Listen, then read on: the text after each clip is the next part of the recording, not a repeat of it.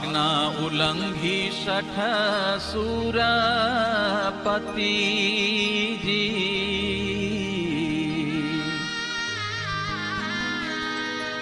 ગૌતમ ઘર માએ કરી ગતિજી તેણે દુઃખ પામ્યો અંગમાએ અતિજી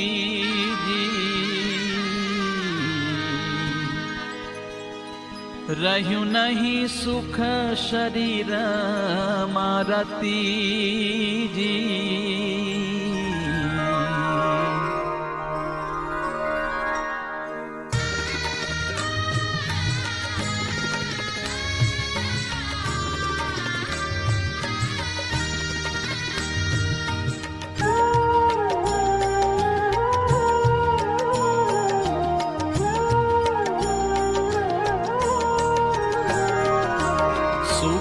શરીરે શાનું રહે લોપી અવિનાશીની આજ્ઞા સચી સરખી ત્રિયાતજી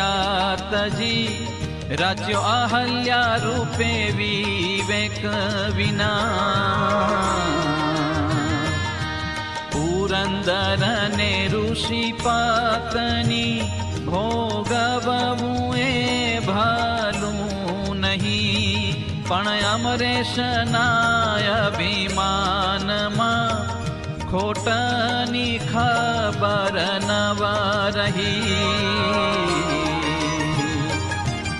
એવી અવળાઈ જોઈ ઇન્દ્રની આપ્યો શાપ ઋષિએ રોષમાં કહ્યું સહસ્ર ભગ પામી પુરંદર રેજે સદા સદોષમાં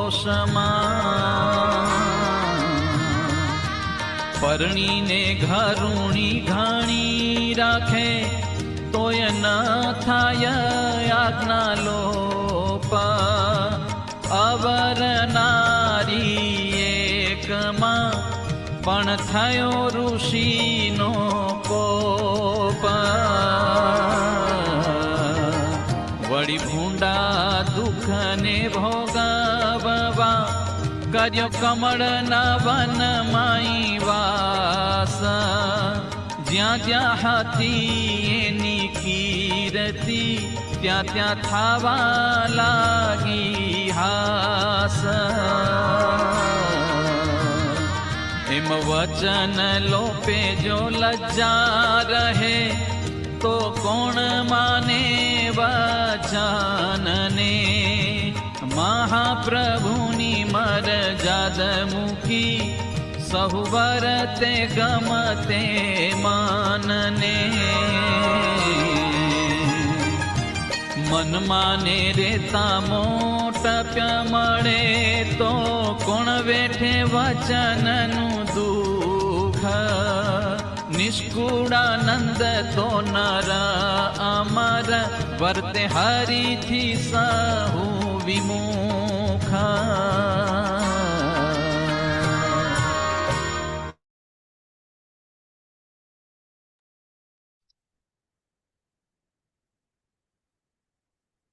આજ્ઞા ઉલ્લંઘી શઠ સુરપતિજી ગૌતમ ઘરમાં એ ગરી ગતિજી આપણે બધા જ જાણીએ છીએ અહલ્યાની વાત. અહલ્યાજી બ્રહ્માજીના દીકરી હતા. નાનપણથી એને ઇન્દ્ર જોતા હતા ને એમને એમનું રૂપ બહુ ગમતું, એમની નજરમાં જ હતા. ને અહલ્યાના લગ્ન ઋષિ સાથે થયેલા, ગૌતમ ઋષિ સાથે. ને એમને એમાં નજર હતી એટલે એ મોકો જ ગોતતા હતા કે મને ક્યારે તક મળે અને હું જઉં. તો એક વખત સવારમાં કુકડો બોલે એટલે ગૌતમ ઋષિ નાવા જાય તો ખોટું પ્રભાત કરે છે અને ખોટો કુકડાનો અવાજ કરે છે. એ ગૌતમ ઋષિ તો નાવા માટે નીકળે છે, સ્નાન માટે. પછી બહાર જઈને એમને ખબર પડે કે હજી તો સમય છે એટલે પાછા આવે. પણ જેવા ગૌતમ ઋષિ આમ નીકળે એટલે ઇન્દ્ર ગૌતમ ઋષિ જેવું રૂપ લઈને આવે એમની કુટીરમાં. અને ઓલામને એમ થાય છે એમના પત્નીને અહલ્યાને કે ગૌતમ ઋષિ પાછા આવેલા. અને એની સાથે ખોટું કામ કરે છે. અને ત્યાં ગૌતમ ઋષિ તો પાછા આવે છે અને ઇન્દ્ર દોડીને ભાગે છે ને જોઈ જાય છે અને ખબર પડે કે આ તો ઇન્દ્ર જ આવ્યો હતો. એટલે ઇન્દ્રને પછી શ્રાપ આપે છે ને એને 1000 ભગ એટલે કાણા એમાંથી પરુપાસ નીકળ્યા કરે એવો શ્રાપ આપ્યો. એટલે અહીંયા આગળ કીધું એને દુઃખ પામ્યો અંગમાં અતિજી રહ્યું નહીં સુખ શરીરમાં રતિજી. કેટલી પીડા થાય, 1000 કાણા પડ્યા એના શરીરમાં. સુખ શરીરે સાનું રહે લોપી અવિનાશીની આજ્ઞા. સચી સરખી ત્રિયાતજી રાજ્યો અહલ્યા રૂપે વિવેક વિના.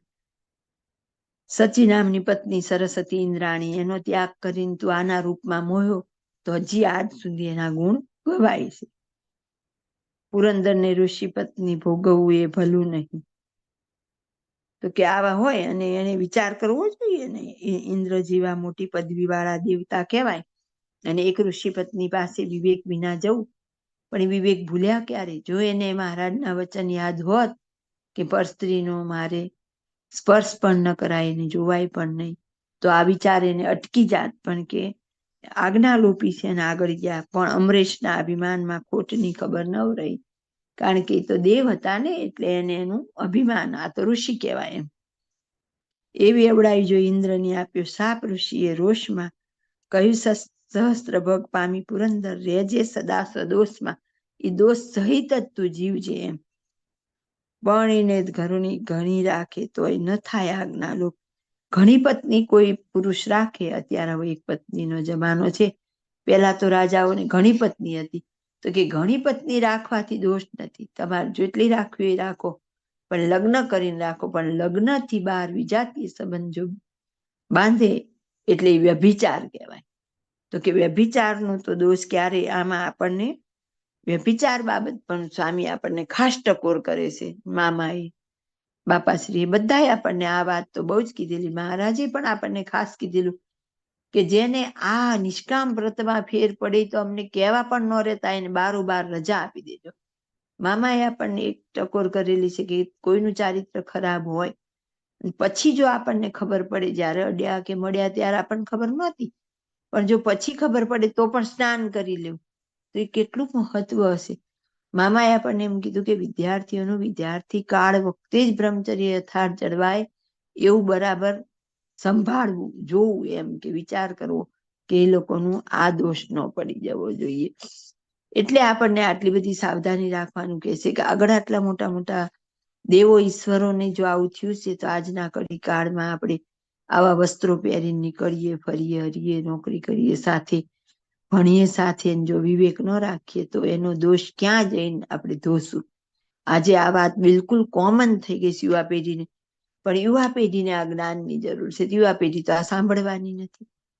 આપણે પણ જો ધ્યાન ન રાખીએ ને ફેસબુક વાપરતા હોય ને ફોટા રોજ ચડાવતા હોઈએ ને બીજું શું ઇન્સ્ટાગ્રામ ને બધું આવે, આ બધું જ આપણા માટે ખતરાની ઘંટી જ છે. આ કંઈ આપણે ન જોઈએ. આપણે આ બધાની શું જરૂર હોય? જ્ઞાન માર્ગ માટે યુટ્યુબ વાપરીએ, યુટ્યુબમાં સાવધાન રહેવું પડે. આમ સતત ભારેલા અગ્નિ જેવું એક પણ દ્રશ્ય ખોટું ન દેખાઈ જવું જોઈએ, એક વાત નબળી નો સંભળાઈ જવી જોઈએ. જો એક વાર આપણું મન આમાંથી લપસ્યું તો આપણને પડતા વાર નહીં લાગે. અને એટલું હદે આ તો અત્યારે ખતરનાક હથિયાર આપણા હાથમાં આવી ગયું છે, કોઈને ખબર નથી પડવાની કે આપણે શું કરીએ. એમાં વળી પાછા આપણે તો લોક રાખીએ ફોનને, એટલે બીજાને તો આપણી ગંધ આવવાની નથી. બધાને બધું ડિલીટ મારતા આવડી ગયું હોય, પણ લોક નાના બાળકો વાળાને બરાબર છે, લોક રાખવું જરૂરી હોય કે ભાઈ બાળકો કદાચ રમવા લઈ લેતા હોય એટલે આપણે રાખતા હોય. બાકી તો લોક રાખવાની એ ક્યાં જરૂર હોય? જો આપણી અંદર કઈ દોષ હોય તો આપણે લોક રાખવાનું હોય. આપણી અંદર કઈ દોષ ન હોય ને આપણે ફોનનો દુરુપયોગ ન કરતા હોય તો લોક રાખવાની જરૂર જ ક્યાં છે? જો લોક રાખીએ છીએ તો આપણે પહેલું એક સ્ટેપ ચૂક્યા છીએ તો લોક રાખીએ છીએ, એ આપણે ધ્યાન રાખવાનું.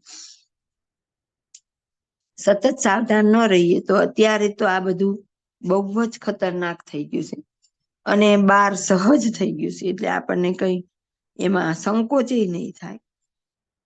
અવરનારી એકમાં પણ થયો ઋષિનો કોપ. પારકી નારી એક જ સ્ત્રી પારકી અહલ્યા પાસે ગયા, એમાં ઋષિનો કોપ થયો. પણ આમાંથી સૂક્ષ્મ આપણે એ જોવાનું કે અહલ્યાને પણ પછી ઋષિ શ્રાપ આપે છે કે તું પથ્થર બની જા. અને જ્યારે રામ આવે છે ત્યારે અહલ્યાનો ઉદ્ધાર થાય છે. તો એમનો વાંક તો આમ જોઈ તો એને રૂપ મળ્યું તો એમાં એ શું કરે એમ.